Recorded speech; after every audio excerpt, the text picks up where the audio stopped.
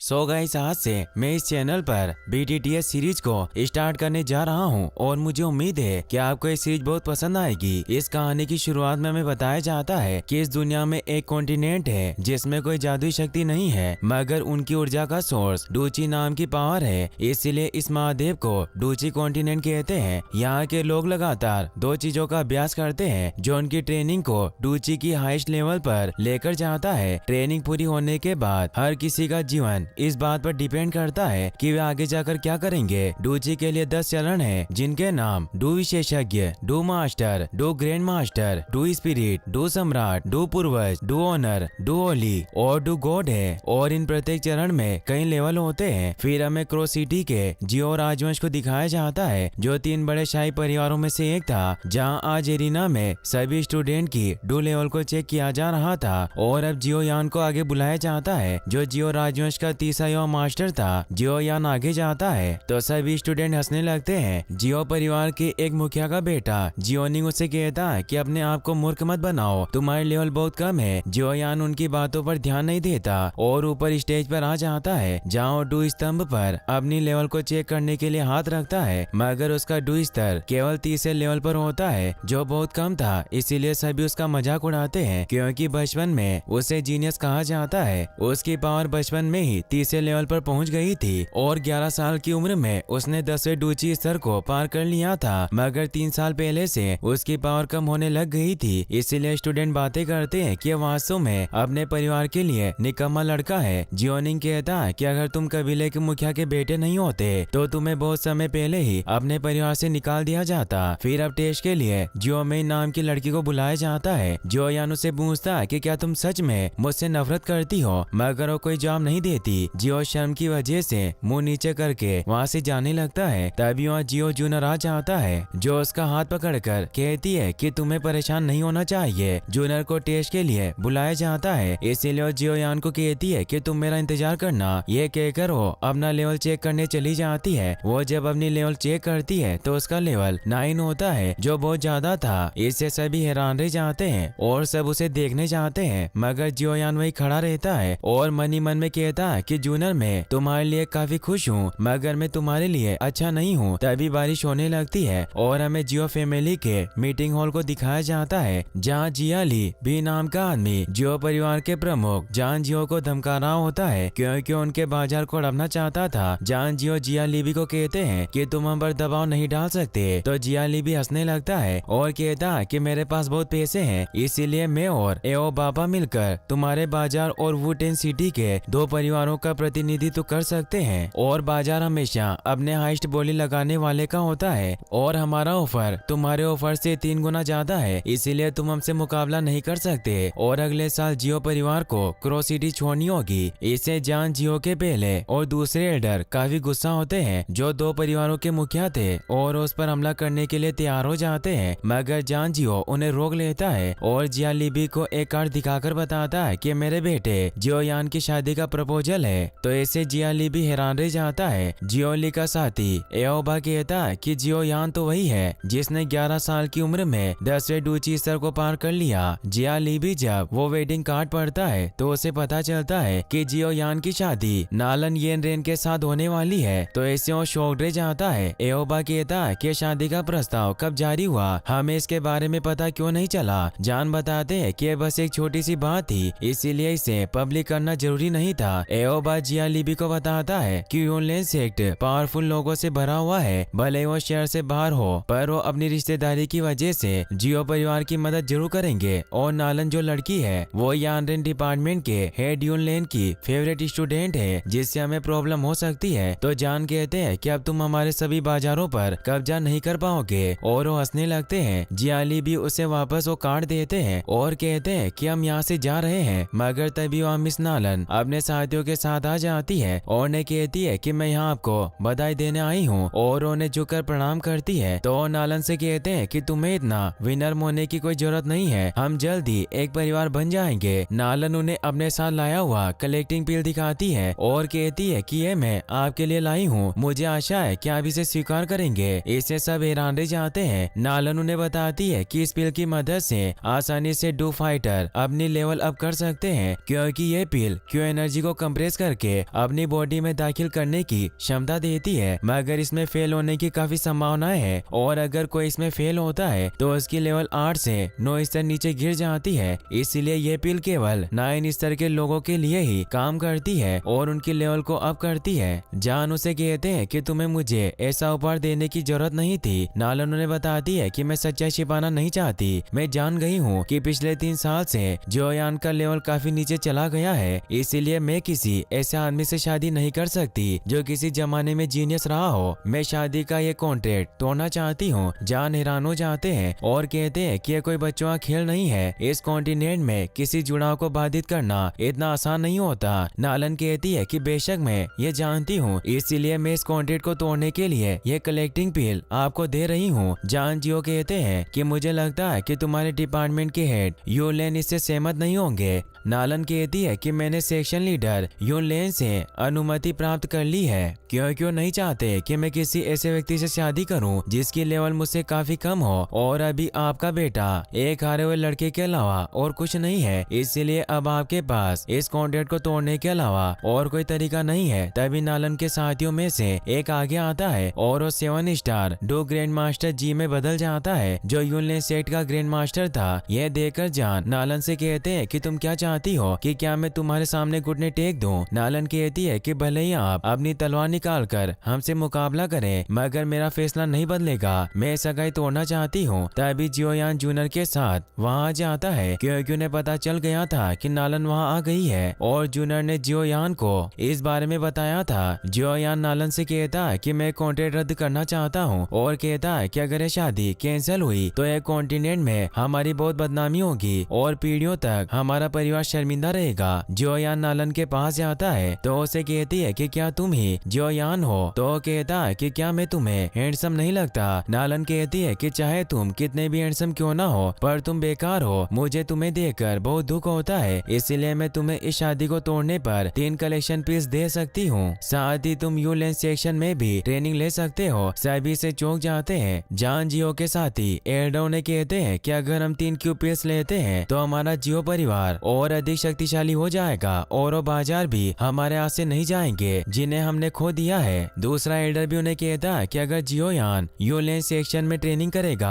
तो अपनी खोई हुई पावर को भी रिकवर कर सकता है। जियाली भी कहता है कि श्रीमती नालन बहुत उदास है, भले ही उसने सगाई को रद्द करके मेरी मदद की, मगर अब जियो परिवार ने इसका समर्थन खो दिया है, इसीलिए वो सभी बाजार जल्दी हमारे होंगे। जियोयान उसे कहता है कि तुम्हें इतनी जल्दी उत्तेजित नहीं होना चाहिए और वो नालन से कहता है कि मैंने फैसला किया है कि मुझे तुमसे तलाक चाहिए। नालन हैरान रह जाती है और वो गुस्से में उसे कहती है कि तुम्हें ऐसा कहकर दोनों पक्षों को चोट पहुंचाई है। अब जी भी गुस्से में अपनी पावर को एक्टिवेट कर लेता है, तो उसे रोकने के लिए जान जियो भी रेज लोएन पावर को एक्टिवेट कर लेते हैं, जिससे वहाँ एक धमाका होता है और वो दोनों लड़ने को तैयार हो जाते हैं। मगर नालन जी को रोक लेती है और जान से कहती है कि हम इसे दूसरे तरीके से हल करेंगे। मैं जियो परिवार को 3 साल देती हूँ। 3 साल बाद जियो लेन यूलेन वार्ड में आ सकता है और मुझसे लड़ सकता है, और अगर ये हार गया तो हमारी शादी नहीं होगी और ये सगाई टूट जाएगी, और अगर तुम जीत गए तो तुम मेरे साथ जो चाहे वो कर सकते हो। फर्स्ट एल्डर कहता है कि उचित नहीं है। कोई मूर्ख भी जानता है कि जियोयान की शक्ति के साथ ऐसा कोई तरीका नहीं है कि वो तुम्हें 3 साल के अभ्यास के बाद हरा सके। सेकंड एल्डर जान से कहता है कि हमारे जियो परिवार के लिए बस एक देरी होगी। 3 साल बाद जियो ली भी वापस हमारे बाजार को हड़पना चाहेगा। नालन उन्हें कहती है कि मेरा सबसे अच्छा ऑफर है जो मैं आपको दे सकती हूँ, और वो जियोयान से पूछती है कि तुम क्या चाहते हो। जियोयान भी उसकी इस शर्त को स्वीकार कर लेता है। तभी वहाँ जूनियर भी आ जाती है, जिसे देखकर जी को अजीब लगता है। नालन कहती है कि अब हमारी बाद में मुलाकात होगी। जियोली भी वहाँ से चला जाता है क्योंकि वो इस 3 ईयर एग्रीमेंट की वजह से कुछ नहीं कर सकता था। नालन भी वहाँ से चली जाती है और वो जाते जाते जियोयान को कहती है कि मुकाबले के लिए मैं तुम्हारा इंतजार करूंगी। जियोयान कहता है कि तुम मुझे धमकाने की हिम्मत कर रही हो क्योंकि मैं कमजोर हूँ। सभी लोग वहाँ से चले जाते हैं। जियोयान काफी परेशान होता है और हॉल से बाहर आता है। जान जियो के साथी एल्डो ने कहते हैं कि जियोयान आगे आने वाली समस्याओं को नहीं जानता। 3 ईयर एग्रीमेंट करके उसने सिर्फ अपनी मौत में देरी की है। जियोयान वहाँ से जाने लगता है। जूनियर उसे रुकने को कहती है, मगर वो नहीं रुकता और वहाँ से भाग जाता है, तो जूनियर उसके पीछे जाती है। जान को उसकी फिक्र होती है। जियोयान दौड़ता हुआ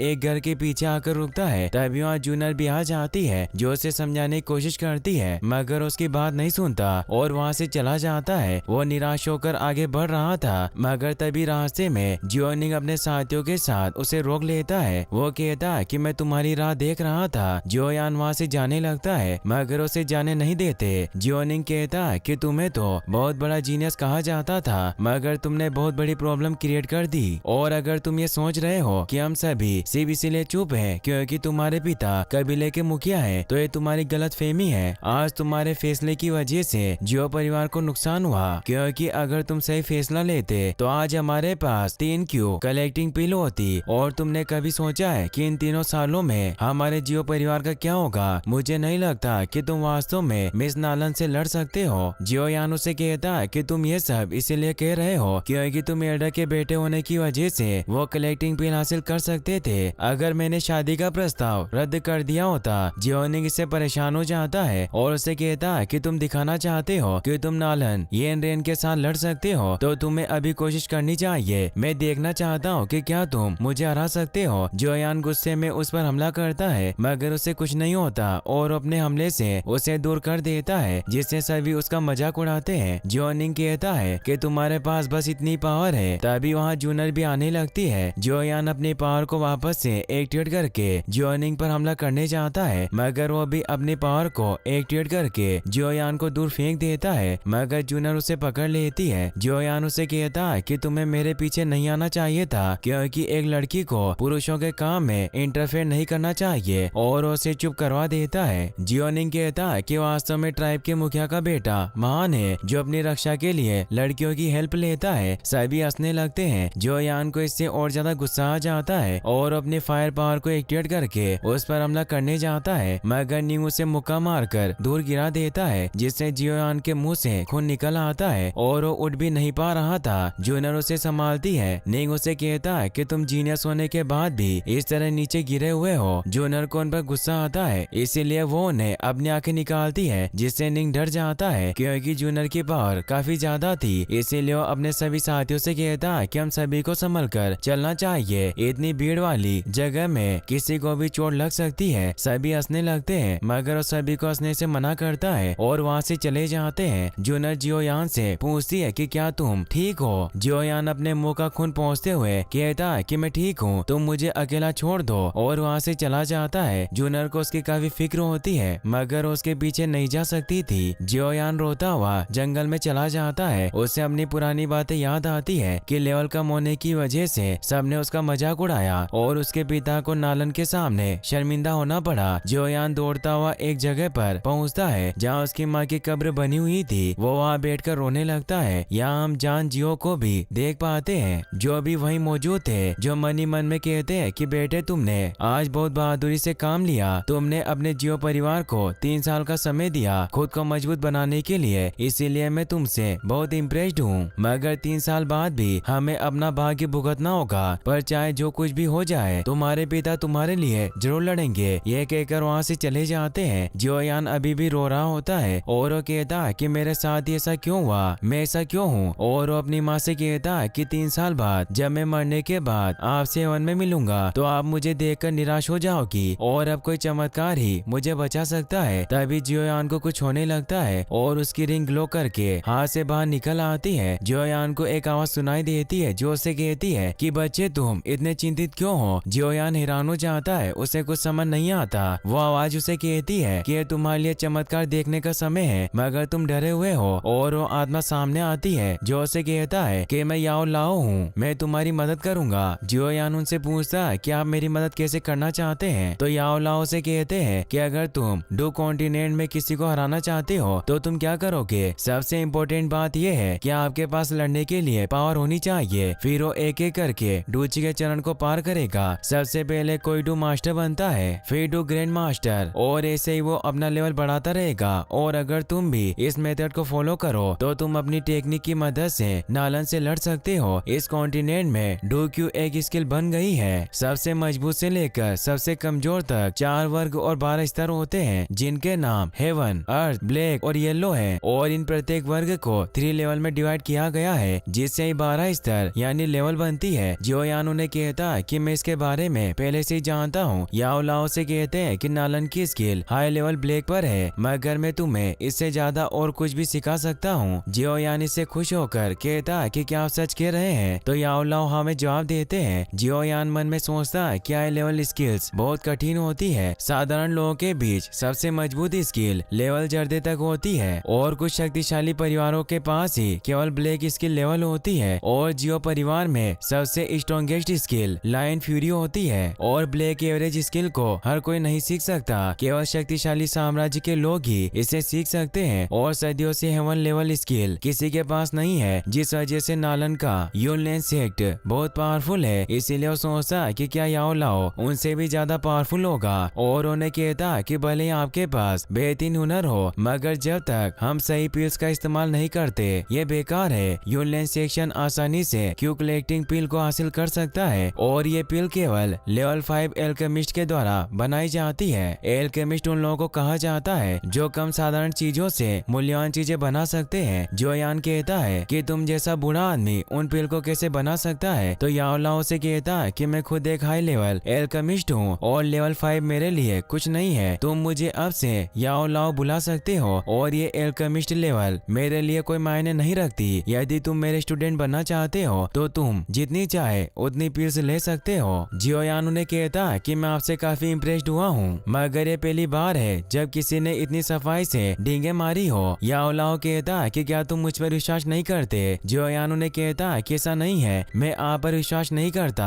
और आप जो कह रहे हो वो सच हो, मगर आपके पास इतना टैलेंट होने के बावजूद आप मेरी मदद क्यों करना चाहते हैं? इसीलिए मुझे आपकी बातें झूठी लगती है। याओ लाओ कहता है कि ऐसा इसलिए है क्योंकि पिछले 3 सालों से तुमने मुझे बहुत सी स्किल दी है। तो जियो यान इससे हैरान रह जाता है और उसे समझ आता है कि याओ लाओ उसकी अंगूठी में था, इसीलिए वो 3 साल से इतनी मेहनत करने के बाद भी उसका डू लेवल बढ़ाने की बजाय बहुत घटा। याओ लाओ जियो यान से कहते हैं कि तुम वास्तव में बहुत होशियार हो, मगर मेरे पास 3 साल तक डूची को अवशोषित करने के अलावा और कोई विकल्प नहीं था क्योंकि मेरी सोल बहुत कमजोर थी। जियो यान को इससे गुस्सा आता है और उन्हें कहता है कि तुमने मेरी जिंदगी बर्बाद कर दी। याओ लाओ से कहता है कि तुम इतने गुस्से में क्यों हो? तो जियो यान शांत हो जाता है और कहता है कि मैं भूल गया था कि मैं किसी को हरा नहीं सकता। वो कहते हैं कि तुम्हें उम्मीद नहीं छोड़नी चाहिए, 1 साल में शायद मैं तुम्हें मजबूत बनाने में मदद कर सकता हूँ। जियो यान उन्हें कहता है कि मैं आपसे ज्यादा कुछ नहीं पूछना चाहता, बस आप मुझे ये बताएं कि क्या आप 1 साल में मुझे लेवल 7 तक पहुँचने में मदद कर सकते हैं? मैं उसके बदले में तुम्हें मेरी डूची को अवशोषित करने के लिए माफ कर दूंगा। याओ लाओ कहता है कि तुम्हारी योजना बहुत अच्छी है और अब से मैं तुम्हारा मास्टर हूँ, इसीलिए तुम मुझे मास्टर बुलाना। तो जियो यान कहता है कि मैं तुम्हें मास्टर तभी बुलाऊंगा जब तुम मुझे अच्छी तरह से सिखाओगे, क्योंकि तुम ही मुझे स्टूडेंट बनने के लिए भीख मांग रहे हो। और उन्हें बूढ़ा आदमी कहकर बुलाता है। इससे याओ लाओ को गुस्सा आता है और अपनी पावर से वहाँ बेम्बू को जियो यान की तरफ मोड़ देता है, लेकिन उसे चोट नहीं पहुँचाता और हंसता है क्योंकि उसी उसे डरा रहे थे। वो उसे कहते हैं कि मैं तुम्हारी ट्रेनिंग जल्दी स्टार्ट करूंगा, मगर तुम्हें पहले इस पेपर के साथ रॉ मटेरियल्स को हासिल करना होगा। जियो यान जब उस पेपर को पढ़ता है तो उसमें लिखा था कि उसे 3 आर्किड लीव्स, 2 वाशेड मुड बोनस और फर्स्ट लेवल का इविल कोर वुड एलिमेंट लाना है। इससे वो हैरान रह जाता है क्योंकि ये बेहद कीमती रॉ मटेरियल्स थे। अब वो रिंग वापस से जियो यान के हाथ में आ जाती है। जियो यान अपने आप से कहता है कि इस रॉ मटेरियल्स को खरीदने में हजारों सिक्के खर्च हो जाएंगे, मगर फिर वो सोचता है कि पैसे के लिए मैं मर नहीं सकता, इसीलिए मैं इन सभी रॉ मटेरियल्स को हासिल करूंगा। वहीं हम जिया लिबी को उसके महल में देखते हैं, जो अपने बेटे से कह रहा था कि जियो यान ने हमारा प्लान बर्बाद कर दिया। उस 3 ईयर एग्रीमेंट की वजह से हम जियो परिवार के बाजार को नहीं हड़प सकते।